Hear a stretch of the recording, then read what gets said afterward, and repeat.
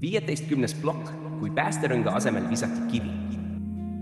Kõige selle kõrval jooksis juba sügisest teine rada, Financial Ombudsman Service. Mina olin sinna läinud lootusega, et keegi seisab lõpuks Zego paberimaailma ja päriselu vahele.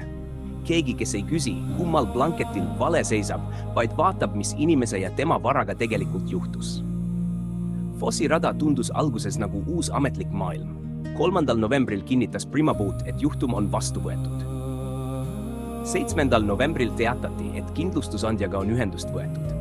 Jaanuaris jõudis asi Supreja Mathuri lauale. Veebruaris selgus, et kommertspoliis viib selle jälle järgmisse koridori. Siis tuli Lisa Girling. Mina vaatasin seda nagu vasikas uut väravat.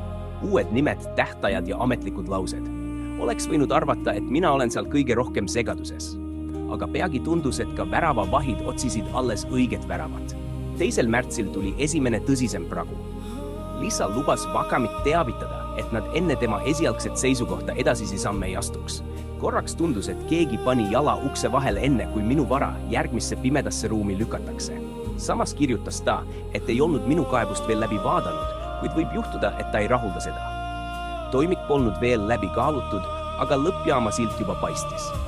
12. märtsil tuli Fossi esialgne seisukoht. Seal võeti Zego tehniline lugu omaks. Minu materjalidele tõmmati piir 17. novembrini, kuid Northern Assessorsi 3. detsembri raport sõitis sellest piirist läbi ja sai ometi hinnangu üheks aluseks. Ühed piirid kehtisid mulle, teised nende tõenditele. Mina olin läinud Fossi selleks, et vaidlustada Zego paberil loodud lugu. Menetluses hakkas aga paistma, nagu oleks Zego tulnud Fossi kaebama hoopis selle peale, et mina nende lugu omaks ei võta. Viivituse ühe põhjusena nimetati ka seda, et mina polnud nõustunud Northern Assessorsi ülevaatusega enne Fossi hinnangut. Selleks ajaks oli Northern Assessors Toyota juba 3. detsembril ilma minuta üles leidnud ja üle vaadanud. Mind ei kutsutud sinna ega teatatud mulle, et ülevaatus oli toimunud. Raport koostati täiesti ilma minu abita. Mina olin takistus ainult paberil. 17. märtsil vastasin Fossile kronoloogia, fotode ja vastuoludega. Selgitasin, et üks vandalismiöö ei muutu 2 juhtumiks sellepärast, et vandaal ei löönud auto kõiki külgi täpselt samal millisekundil. Toyota viidi ära autoriseeritud remondiks. Alles pärast äraviimist hakati kahjustustele uut päritolu otsima. Raport, millele minu vastu juba toetuti, seisis ikka veel teisel poolust. 24. märtsil saadeti see lõpuks mulle. Lisa kirjutas, et Wacom ja Zego olid nõustunud raportit minuga jagama. Kõigepealt kaaluti nende tellitud dokument minu vastu ära. Siis küsiti selle tellijalt luba, et ka mina tohiksin seda lugeda. Algselt määratud vastamistähtajani jäi 2 päeva. Kõigepealt visati kivi. Alles pärast seletati, miks ma sellega pihta sain.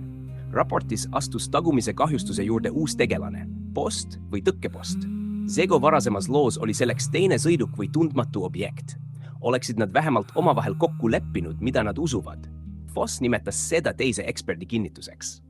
Mina tean Jumalat. Usukoht on seal, kuhu inimese teadmine veel ei ulatu.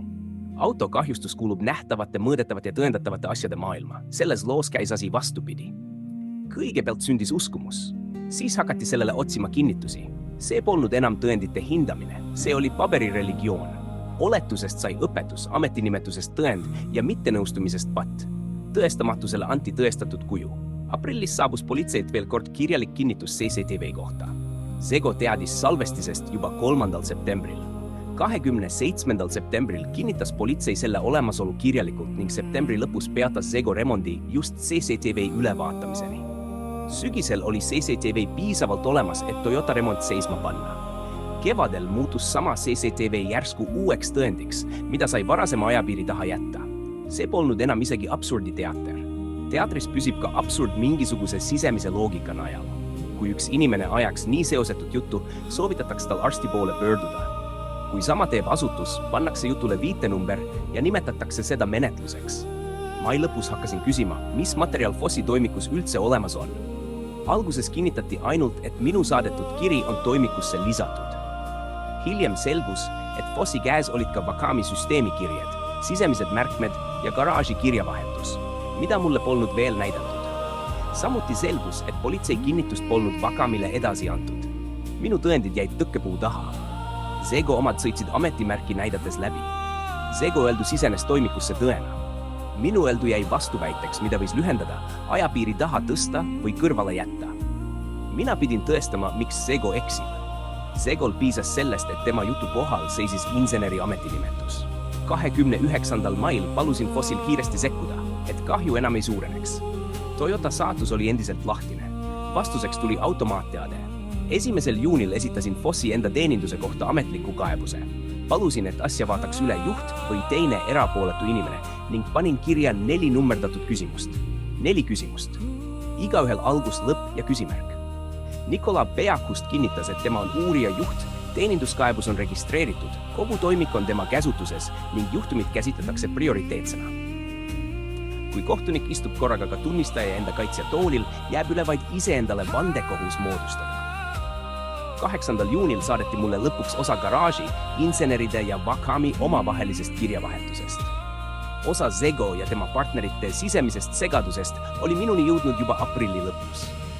8. juunil avanes veel üks uks. Nende endi kirjadest paistis, kuidas üks arvas, et kalkulatsioon on inseneri käes, teine ütles, et ei ole. Ühel päeval peatati abandonment, teisel pandi see uuesti käima. Kulud prooviti saata kliendile ja alles lõpus tunnistati, et auto ei olnud lihtsalt tule ja sõida olukorras.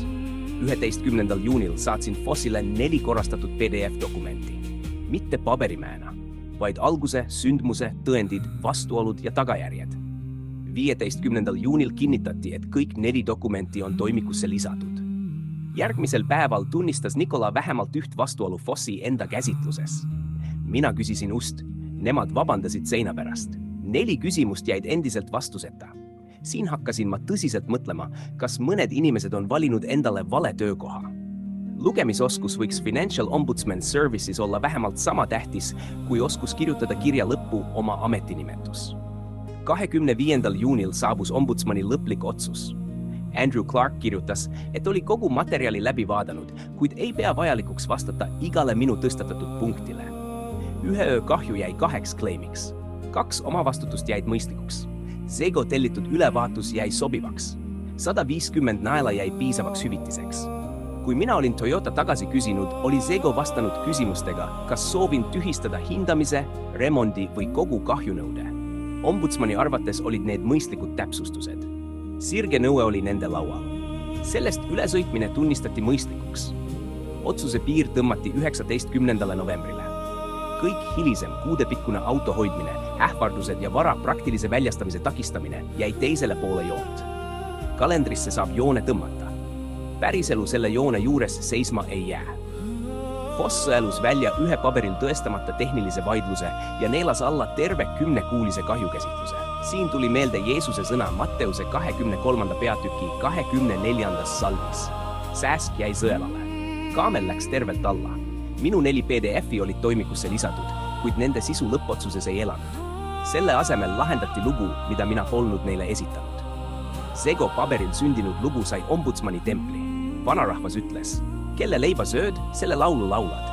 Ma ei tea, mis lauda seal kaeti, aga seda ma nägin, et Zego laul sai Fossi kooris ametliku hääle. Foss pidi olema koht, kuhu inimene läheb siis, kui kindlustusandja asemel hakkab tööle monstrum. Mina ootasin päästerõngast. 25. juunil visati mulle selle asemel kivi. Toyota oli endiselt ära. Pärast 10 kuud ei teadnud ma enam kindlalt, kas ta on alles, kus ta asub ja kes tema eest tegelikult vastutab. Me olime otsinud abi kindlustuselt, ombudsmanilt ja ametlikest paberitest. Samal ajal otsisime inimest ka Zego enda maja seest. Aga tegelikku abi ei olnud me saanud siin.